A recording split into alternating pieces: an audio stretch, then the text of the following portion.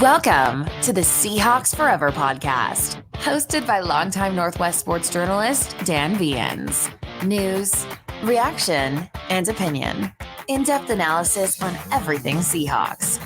And now, here's your host, Dan Viens. Welcome back to the show, everybody. It has been a long time, 24 hours or so, since Rob Staten joined me on the show yesterday, but back again. This one's going to be a fun one. Welcome to the show. I am Dan. Before we get started, if you're watching the video version, please hit that like button and subscribe to the channel. That way you'll always be notified of new episodes and live streams. Subscriptions jumped up to 886 after the last episode. That 900 marker is in view. That would be the next step to the big goal of 1,000 subs. It's the best way to support the channel, and I appreciate it greatly. Coming up, I'm going to answer your questions that you've been submitting to me over the last week, mostly through Twitter, but I also had one of you use the voice message feature on the website. If you're interested in that, if you can see on the screen here, just right up there, Seahawks-forever.com. You'll see a little microphone icon in the lower right-hand corner of the screen. You can click on that and just record into your phone, ask me a question that way. You can do that at any time, actually, and I can actually insert it into the show. So that'll be coming up as well. And the easiest way to subscribe, if you can't find it, just here, down there in that lower right-hand corner as you're looking at it, just click on that, subscribe to the channel. And then stick around until the end, because after I answer questions, I'm going to tell you the best thing I have seen so far at Seahawks OTAs. A little piece of video that got me really excited, and I think it'll get you excited as well. I'm going to get right into the questions. And the way I like to do these is, as you've submitted them on Twitter, I just kind of like them. I don't kind of like them. I do like them. And then when I'm ready to put the show together, I go back and compile them. And I don't do a lot of advance thinking about it. I like this to be as off the cuff as possible. And one of these days, when we get those subscriptions up high enough, when there's enough viewers, right, when I know there's going to be an ample enough audience on a live stream, we'll do a live Q&A. I think that'll be a lot of fun. The engagement with you guys is, I think, the best part about doing this for me. This is a passion project for me. It's a side gig. It's a hobby. It's just something that I love.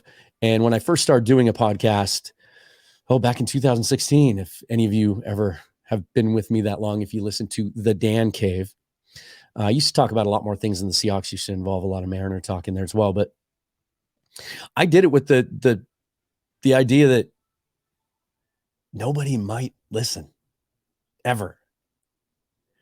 And so the decision to do it was, I was doing it for me. I just wanted to do something that I loved and that I was passionate about, put it out in the universe. And if anyone liked it, that would be a bonus. And the support that has been growing for this channel and this show over the last couple of months has been really inspiring, just makes me want to do more. And so thanks for joining me, because I love the interaction, the engagement. I work in a very social environment. And sometimes when I have time off, being social is the last thing that I want. I don't want to go out in public. I just want to sit in my cave, as it were. And so a lot of the connection that I get with you guys through the Twitter community in this channel kind of keeps me going. I love it. So thank you. But I'm going to try to do this as off the cuff as I can. Let's get right into it. I'm going to start with, this comes in from Hipster Bernie 16 on Twitter. And this is something that I tackled recently on the show with Dana O'Gorman when she shared her thoughts, being able to be live at the draft in Kansas City this year. Could Seattleites organize and get a draft at Key Arena? Okay, first of all, climate pledge now, but I appreciate hanging on to the memories of the past. This is something Dana and I talked about it, and her being there at the event gave us some insight into what is required.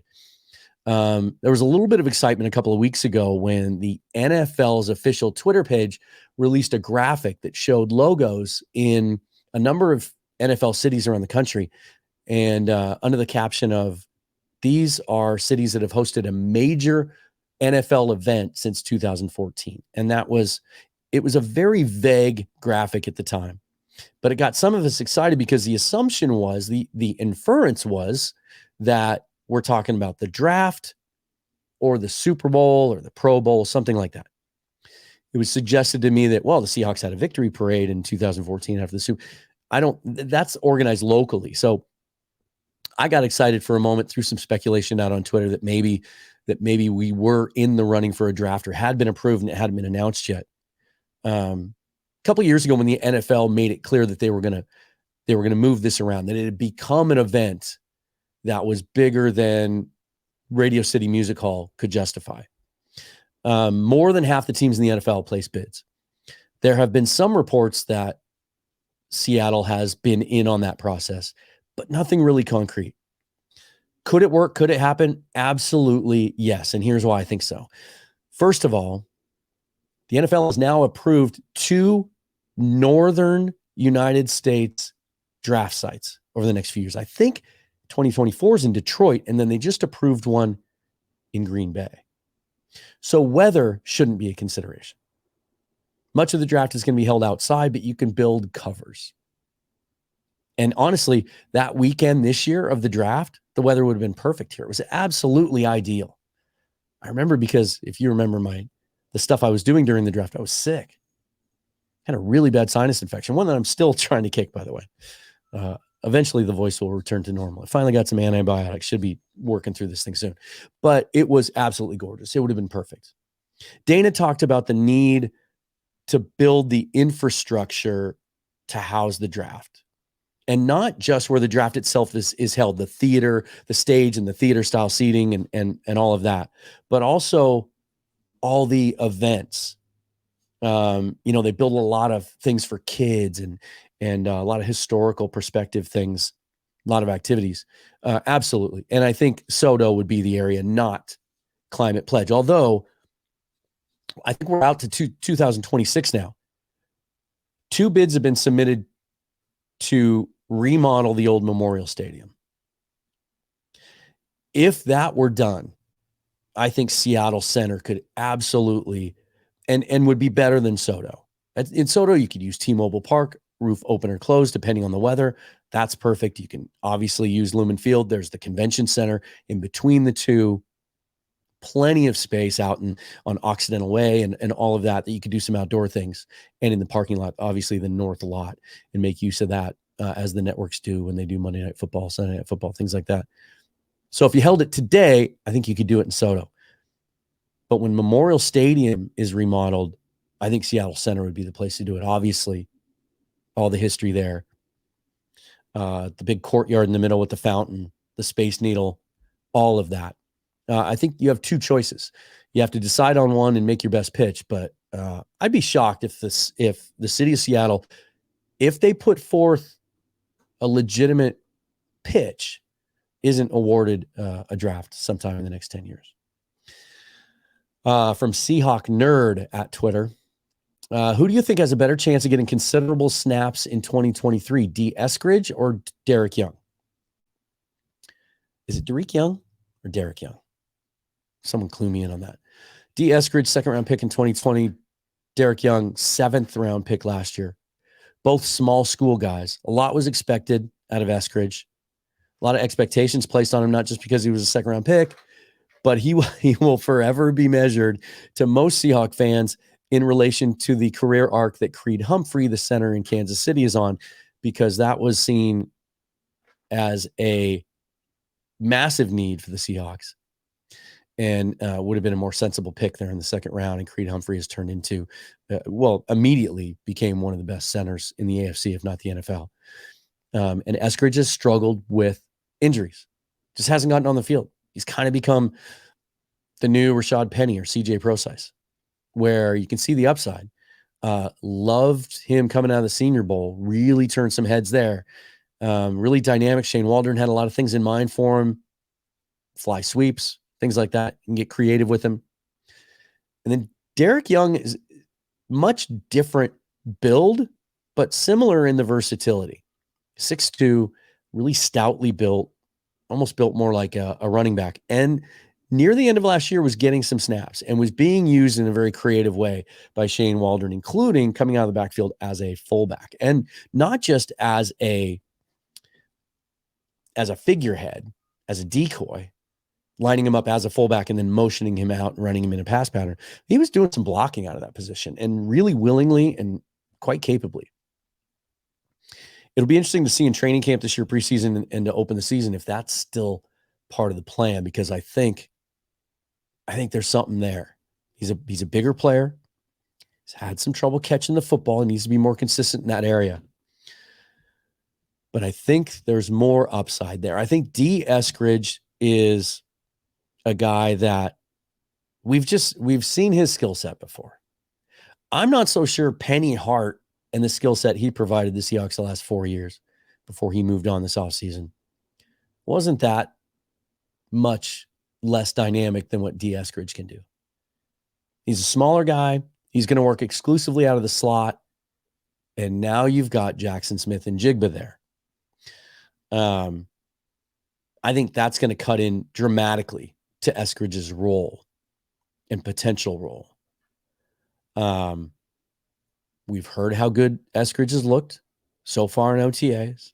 We've heard Geno Smith heaping praise on him.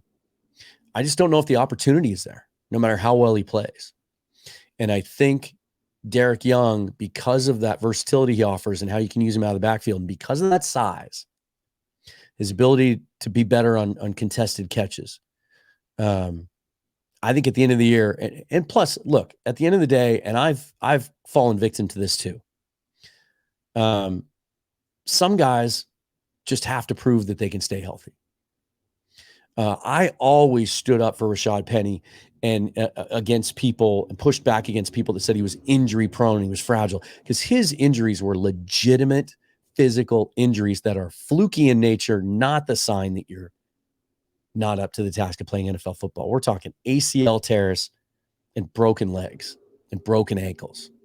That's not being fragile. Being fragile is CJ Procise, where every time he gets back on the field again, he pulls a hamstring or a groin or a core muscle. Those seem to be the kind of injuries that Eskridge hasn't been able to escape, and he needs to prove that too. I think at the end of the year, Dareke Young gets more snaps than Dee Eskridge. This one turned in by pros_Edda at Twitter. With the NFL rule changes to punts this year, what's the likelihood that a receiver like Eskridge makes a roster spot that would typically go to a special team spot in a year where punts would be expected to be returned? I absolutely think that this is going to affect how teams put their roster together. The new kickoff rule, even, where you can fair catch the ball inside the 25 and it goes out to the 25. I think, who was it? Godwin Igwebuike. Did I say that right? Did I nail that off the top of my head? Who came up at the end of last year, was listed as a running back, was never going to contribute as a running back on the field, was strictly there to return kicks. It's been something the Seahawks have lacked in the last few years, a dynamic kick and punt returner. He really added a spark at the end of last year with his return ability and gave the Seahawks something they didn't have. And it really keyed some drives there in some important games. But to burn a roster spot for a player like that, that's not going to contribute in any other way, when now you can fair catch a ball if it's at the 20 and just get it at the 25. I do think teams are looking for every opportunity they can to get the most out of that roster and use those spots in a more specialized way, either to add a sixth receiver, someone that can be versatile, play roles in packages, like a Dareke Young, right? Someone that might be a little more limited. I do think that's an opportunity they'll take. I think it's one of the reasons teams don't carry 3 quarterbacks on the roster anymore. They would rather carry that extra corner or DB so they can play some different packages, or just to protect themselves in the case of injury. I do think it'll have an impact. I think we're going to see it. I think the days of guys getting drafted because of their return ability, if they're not seen as an every down player, those players might lose some value now coming out in the draft as well. I don't think we'll ever see a Devin Hester again. I don't think we'll ever see an elite returner make his name on doing that and that alone. I think those days are long behind us. It's unfortunate, but I think it's the reality we need to accept. And I've even said it on Twitter that, look, if this is how it's going to be, and if we go into this next season and we see that most teams are taking advantage of that new kickoff rule and they're fair catching the football, then just take the kickoff out of the game, start at the 25 each time, evens things out for both teams, and allows teams to use that roster spot or two on something else. D Hodges, DHODGS on Twitter asks, should Zach Charbonnet have actually been the pick at number 5? When I saw this question, I thought, okay, first thing I need to do is go back and look at the draft and see if there's guys behind him I would have rather had. But then I thought about it, and that's not the way I'm going to answer this question. We've talked a lot about the draft since then. We've broken it down in just about every conceivable way, and I've addressed, certainly as everyone else has, the idea of positional value in the draft and where running back falls into that. And the Seahawks have taken a lot of heat because they've taken running backs in the second round the last 2 drafts. After reading John Boyle's piece where he was in the war room detailing the process and the way things went down in the first and second round for the Seahawks and how determined they were and the conviction that they had in sticking to their board regardless of positional need, then absolutely, unequivocally, 100%, yes, it's my opinion that Zach Charbonnet was the right pick at 53, 57, because the Seahawks had a process and a plan and a conviction in how they were going to do things and a conviction on their grade on this player, and they stuck to it. And I think over the long term, that is the best way to build a roster. The late, great John Clayton used to always say the NFL is a talent acquisition league. The teams that amass the most talent usually win, regardless of coaching issues or anything else, injuries even. Take the best players, and over the course, over the bigger picture and the longer sample size, you're going to be more successful. They thought about taking Zach Charbonnet and had him rated high enough that they were considering him at 37 if Dareke Hall had been gone. They didn't think he would still be there at the end of the second round. They did talk openly about how they did have a couple of other defensive linemen that they were considering that got sniped right before they picked. I think Yaya Diaby was taken 1 pick before, if I'm not mistaken. He might have been the guy. Once that was the case, and they're on the clock, and they're looking at their board, and this one player stands far and above everyone else on their grading scale, you cannot overthink that. Because if they don't take him,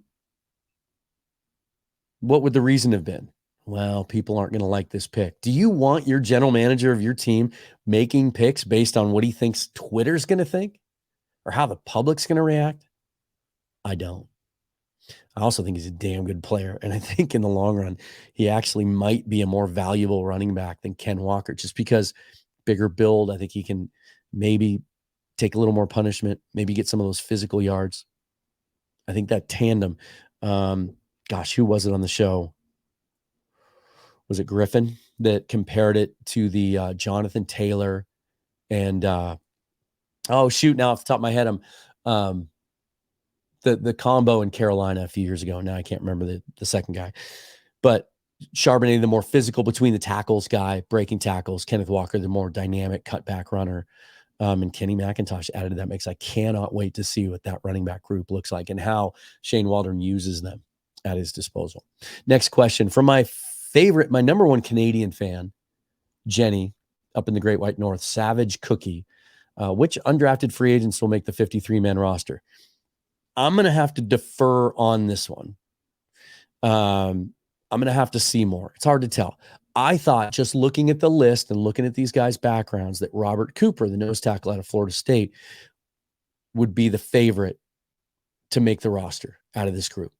He was something that they kind of lacked, 330 pounds, a blue-collar, workman-like lunch pail carrying guy. Rob Rang really praised him because he kind of fought through a bunch of stuff at Florida State. Like, there was a lot of things that weren't going well in that program, but he just showed up every single time and he was consistent and clogging the middle. And then he was released after the first couple of days of OTAs. Had to have been an injury involved because I think they even gave him a little bit of a bigger bonus. But let me just say this. There's some receivers that have an opportunity.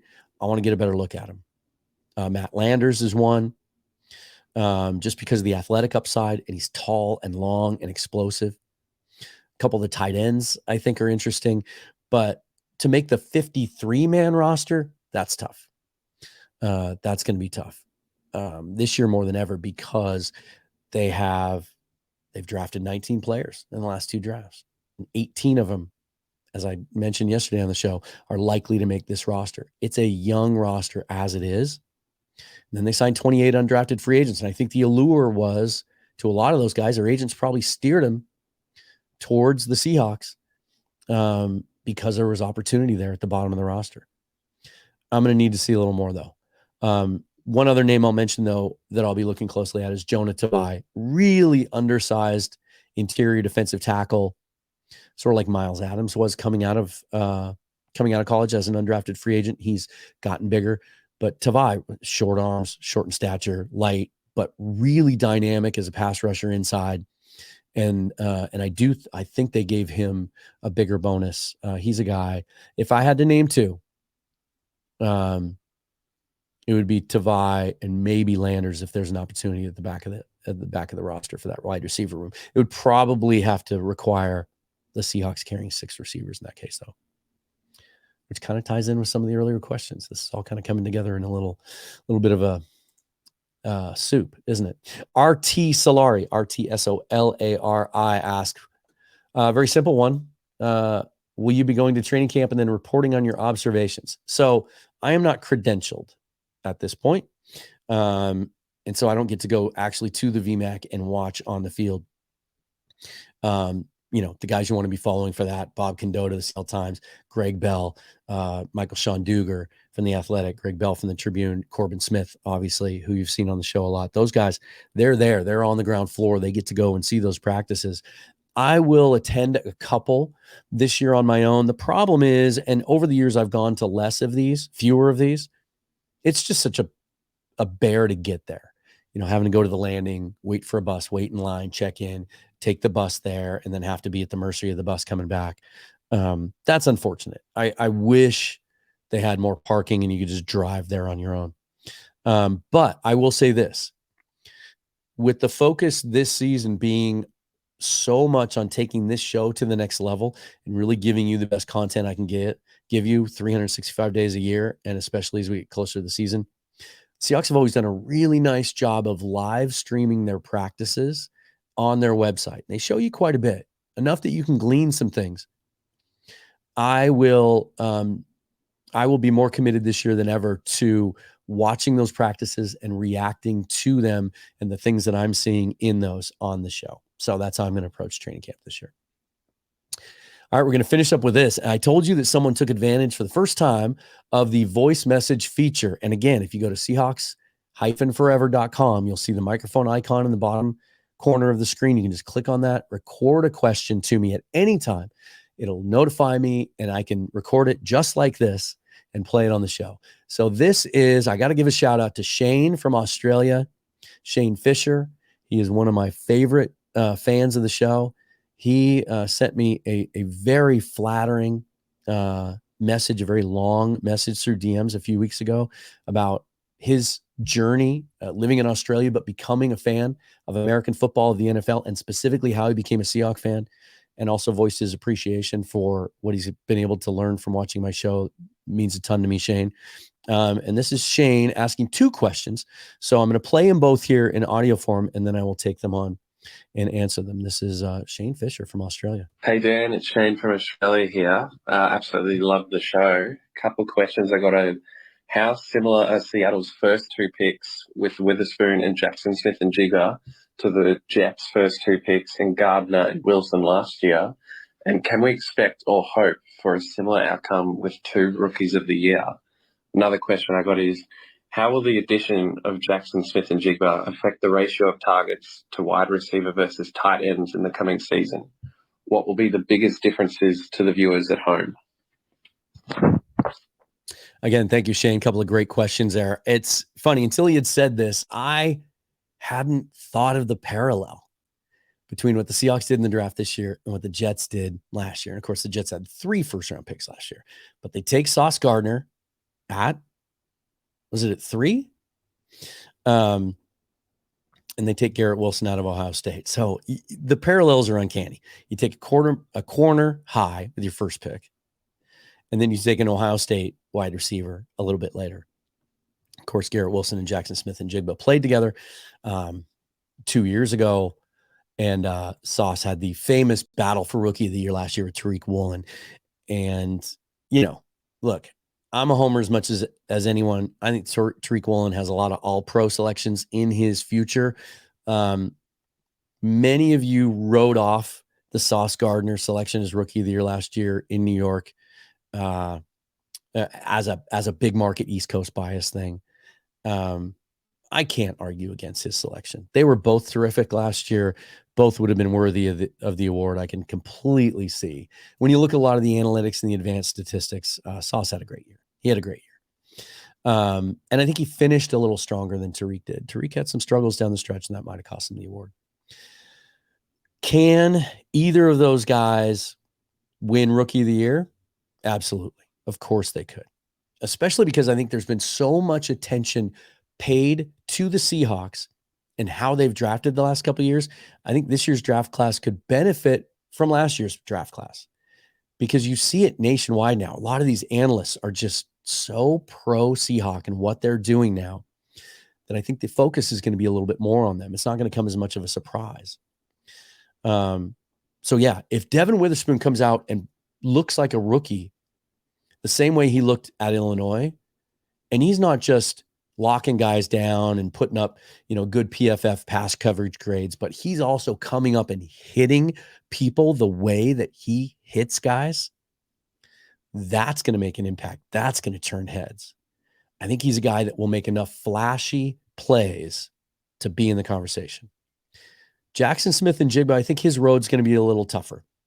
I think the odds would be longer on him being in consideration or winning Rookie of the Year at the end of the year. I think you'd have to have a year similar to what Garrett Wilson did. You have to catch 80, 90, 100 balls. And in this offense, and we're going to kind of roll into the second part of his question with this, DK Metcalf and Tyler Lockett and the backside of the backfield and all those tight ends and the way that Geno is willing to spread the ball around, I think that's going to be tough for him to put up the numbers to make that kind of impact. I think off the top of my head right now, not as great a receiver year. I think the favorites in the NFC for offensive rookie of the year right now would have to be outside of the quarterbacks, Jahmyr Gibbs in Detroit, Bijan Robinson in Atlanta, because those guys are going to get a ton of touches. They're going into good situations. Gibbs, a much better situation.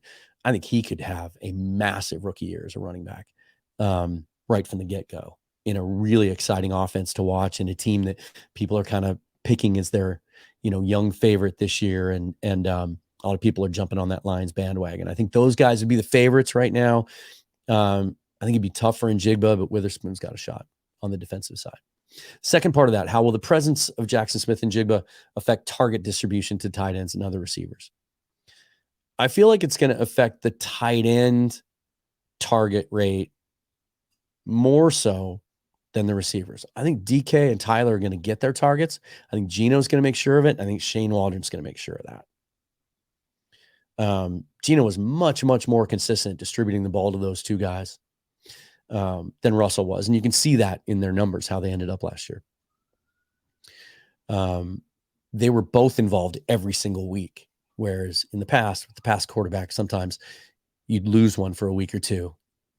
It was very frustrating to be a fantasy owner of both those guys. But I think where Jackson's role is going to have him operating in the middle of the field like that, I think that's going to take away, especially on third downs. I could see him really being a focal point, and that's going to affect the tight ends. I think there might be a bigger question. If that comes to fruition, there might be a bigger picture question as we head into next offseason where Noah Fant, Colby Parkinson are free agents. Are those guys going to be happy enough here, knowing they're never going to be the focal point of the offense? Will there be opportunities for them to go elsewhere in free agency, catch more balls? It'll be interesting to see. But I think you're going to see it more so taking away targets from the tight ends than Lockett or Metcalf. All right, to finish up, as I promised, the best thing I've seen at Seahawks OTAs so far, not just this week, but so far, this is the best moment I've seen on tape. And you see the graphic for the show at the beginning, and on the YouTube thumbnail, I got JSN up there. I didn't intend for this to be such a Smith and Jigba flavored show. It just kind of worked out that way. But if you're watching the YouTube, I'm going to share this and put this up on the screen so you can see it. This was video taken. It was shared on the Seahawks website. So I'm not sure who took this. But this is JSN working against Dareke Reed, the 6th-round pick out of New Mexico, who's a safety, but he's working also in the slot. And we don't see the very beginning of it. You'll see him going right to left on your screen. We don't see the release from the line of scrimmage, but clearly Smith got some room to operate right off the bat. And everything we hear about JSN, he's going to work in the slot. He's going to work in the slot. He's going to be a third down guy. He's more than that. Forget about the questions about his long speed. His exceptional quickness, short area quickness, and 4.5 is enough. Go back and watch his tape from his sophomore year at Ohio State 2 years ago. He's not just catching slants and running. He's also beating guys down the field. And he does that on this play. And there's something about this play that I just love. And when I see this from receivers, it tells me that they have unique instincts and ability to be special. If you watch what he does here, far side of the screen. So he catches the ball and then he sees the safety. See that subtle little move there? Let me back this up and play it again. Just a subtle little move that he catches the ball over his left shoulder. He's tracking the ball, but he sees the free safety coming over and taking an angle. And they're not running full speed here, right? But instead of just catching the ball and protecting himself or continuing to run vertically, as soon as he has the ball in his hands, he makes that little inside move, almost like he's making a cut on a post pattern. So the safety overruns him, and now he's got open field to run. Watch that again. Catches the ball, tracks the ball, and it's out of the corner of his eye. He senses that safety coming. There's one more part of this video that shows you exactly what I think most people think JSN's going to do. He just settles into the zone there, takes a little 5-yard in-breaking route from not sure who the quarterback is there. But I just thought that was cool. It's that kind of subtlety that I love to see from receivers because it tells me they've got instincts, right? It's not, we see guys come out every year in the draft that are strong and fast. And, some people thought that's all DK Metcalf was going to be, but we've seen the instincts from him. We've seen how he can feel guys coming up on him and use his body to shield the defender in a certain way. I think JSN is going to be special. And that play in a very, very subtle way really, really shows it. Love that. Can't wait to see how he looks on the field. That is going to do it for me. What do I have lined up next week? Well, Kenneth Arthur of Seaside Joe is going to be joining me. We're going to not lock down a time. He is one of the most prolific Seahawk writers out there. You may remember him from his days at Field Goals. He has a fascinating resume. He's done some work outside the football field as well. But he committed to doing a daily newsletter a couple of years ago, and he's prolific. And I want to talk to him, pick his brain a little bit about how he comes up with subject matter each and every day in such an in-depth way. So keep an eye out for that. I also just got a commitment from one of the best and biggest name beat reporters who cover the Seahawks on a daily basis. Going to be joining me in 2 weeks to wrap up OTAs and tell us about what he thought. Going to keep that name myself for now. Subscribe to the channel. Get notifications. Tell me what you think in the comments. Ask me more questions. Interact with me on Twitter at Seahawks Forever. I love all of it. Thank you again for listening. This is Seahawks Forever. Talk to you next time.